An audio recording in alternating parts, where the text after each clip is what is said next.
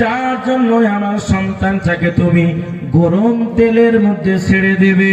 ফেরাউন বলল, বাদী শুনে নে, সন্তানকে যদি বাঁচাতে চাও, আনা রব্বুকুমুল আলা, খোদা বলে আমাকে মেনে নাও।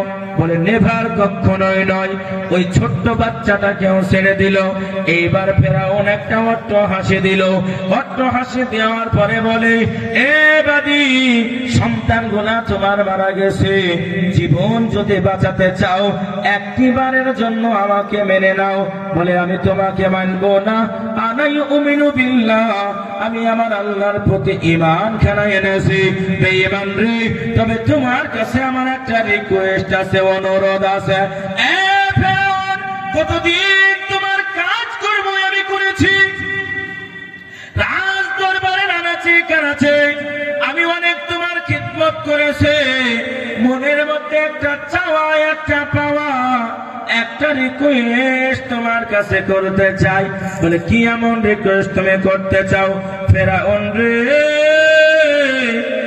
আমার সন্তানের হাড়গুলাকে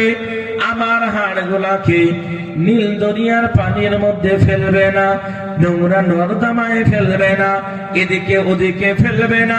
একটা রিকোয়েস্ট তোমার কাছে করতে চাই, আমার হাড়গুলাকে আলাদা করে জমিনের মধ্যে গেড়ে দেবে, পুঁতে দেবে, সুন্দর করে রাখবে। আমার সন্তানের হাড়গুলাকে জমিনের মধ্যে সুন্দর করে পুঁতে দেবে। খবরদার, খবরদার, অপবিত্র না পাক জায়গায় তুমি ফেলবে না। ইমানের পরীক্ষা, ইমানের লড়াইয়ে ওই বাদিখানাকেও তিলের মধ্যে ছেড়ে দেওয়া হলো। রক্ত মাংস আলাদা হয়ে গেল, মাথাটা পটাক করে ফেটে গেল। ফেরাউন ওই বাদের কথা মতো সন্তানের হাড়গুলাকে পুঁতে দিল, আর বাদের হাড়গুলাকে মিশরের জমিনে পুঁতে দিল। আল্লাহর নবী বলে, আমি লক্ষ্য করে দেখতে পেলাম মিশরের জমিন থেকে জান্নাতের সুগন্ধ যেন শুনতে পেলাম। জোরে বলা যায় না সুবহানাল্লাহ? জোরে বলে নারায়ে তাকবীর। এর নাম হলো আল্লাহর ভয়। জীবন দিয়েছে আল্লাহ ছাড়া কারো কাছে মাথা নত করেনি। এটাই হলো মুমিনের পরীক্ষা। এই জন্য আমার আব্বা জানেরা, আমি আপনাদের কাছে একটা আবেদন করবো রে বাপ, একটা রিকোয়েস্ট আমি আপনাদের কাছে করব। জীবন চলে যাবে, ঈমান বাঁচানোর জন্য। ঈমান হলো সবার আগে, ঈমানটাকে রক্ষা করতে হবে। আজকে যদি ঈমান হারিয়ে যায়, লক্ষ টাকার কোনো দরকার নাই, কোটি টাকার কোনো প্রয়োজন নাই, কাফনের কোনো পকেট নাই, কাজে আপনি পকেট ভর্তি করে টাকা নেবেন, ঈমান ছাড়া আপনার সঙ্গী কেউ হবে না। তিরমিজি শরীফ 2য় খণ্ড 63 নম্বর পৃষ্ঠা, নিচের থেকে 2 নম্বর লাইনের হাদিস। সময় আমার শেষ হয়ে গেছে, এটাই বলে শেষ করে দেব। নিচের থেকে 2 নম্বর লাইনের হাদিস।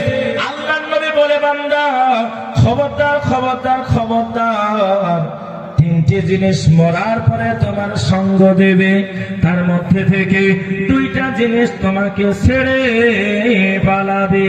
কে কে পালাবে? 1 নাম্বার হলো তোমার আত্মীয় স্বজন, 2 নাম্বার হলো তোমার মাল। নবী আমার বলে, বাকি থেকে যাবে যেটা, যে আমল তুমি তৈরি করবে, ওই আমল তোমার বাকি থেকে যাবে। এজন্য বাবা আসুন রে, জীবনের কোনো মূল্য নাই। আল্লাহ বলে, বান্দা ইয়া আইয়ুহাল ইনসান, আমার পাগল, ওরে আমার পাগল বান্দা, মা গুররুকা বিরাব্বিকাল কারীম। পাগলেরা রে, দুনিয়ার কি এমন সুখ তুমি পেলে, দুনিয়ার কি এমন মোহ তুমি পেলে, যার জন্য আমি আল্লাহ আমাকে তোমরা ভুলে গেলে। এজন্য বলি বাবা, আমরা ইনশাআল্লাহ আমরা আল্লাহকে ভুলবো না, প্রত্যেকে আল্লাহর বিধানটা মেনে চলবো। হাতটা উঁচু করে বলি ইনশাআল্লাহ। নারায়ে তাকবীর। আমরা প্রত্যেকে আল্লাহর বিধান মেনে চলবো ইনশাআল্লাহ।